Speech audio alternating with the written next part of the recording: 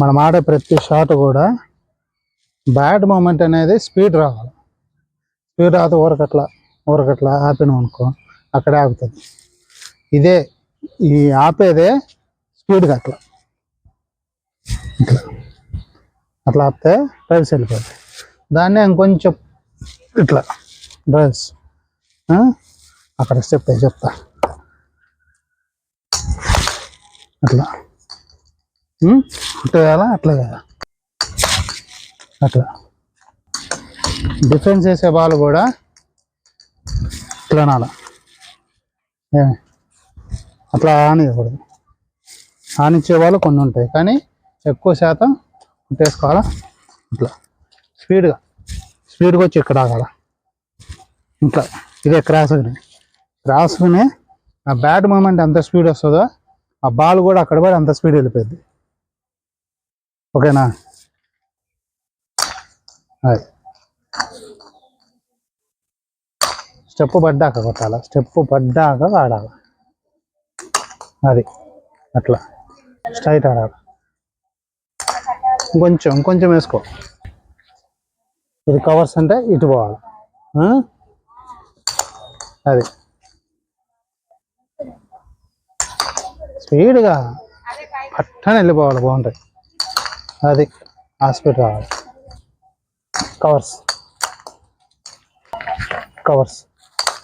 అది covers straight. అదేలే. ఇప్పుడు బ్యాక్ ఫుట్ గేమ్ అనేది ఇట్లా నిలబడతామా, కుట్టేసుకుంటామా, ఆ బాల్ పొజిషన్ బట్టి బ్యాక్ ఫుట్ అనమాట.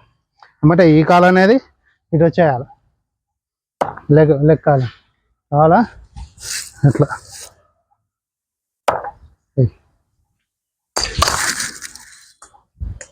బ్యాక్ ఫుట్ గేమ్ అంటే ఇట్లా ఉంటుంది. ఫుట్టేసుకోవాలి. మాలో జనరల్గా ప్రతి బాల్కు ఫుట్టేసుకుంటాం కదా, ఆ టైప్ వేసుకొని బాల్ పడే మూమెంట్ని బట్టి బ్యాక్ ఫుట్ వేసుకోవాలి. అది స్టంప్స్కి వస్తుందంటే ఇదే ఫుట్ మీద డిఫెన్స్. స్టంప్ కొంచెం అవకల పోతుంది అనుకున్నా ఇట్లా ఆడుకోవచ్చు డిఫెన్స్. ఓకే, అది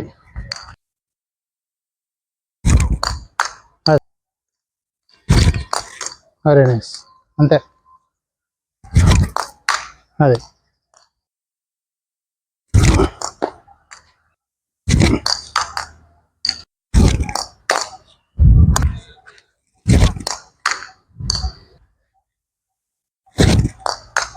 అది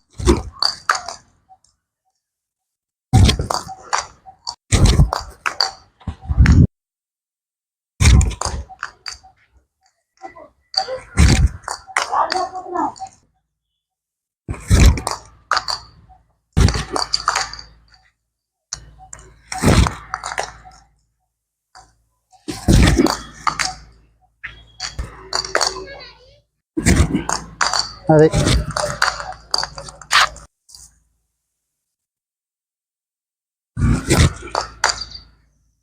దించాలి. అది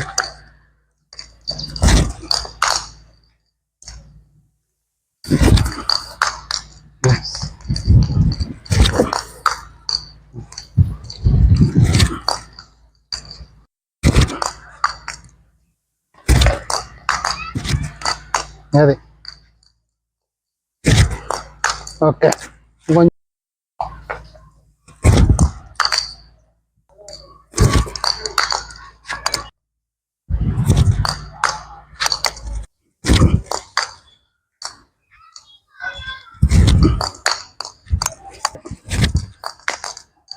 డిఫెన్స్ ముందు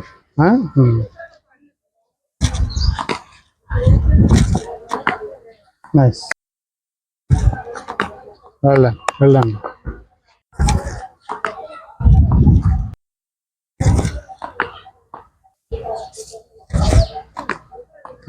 వెరీ నైస్. అది తిప్ప. అదే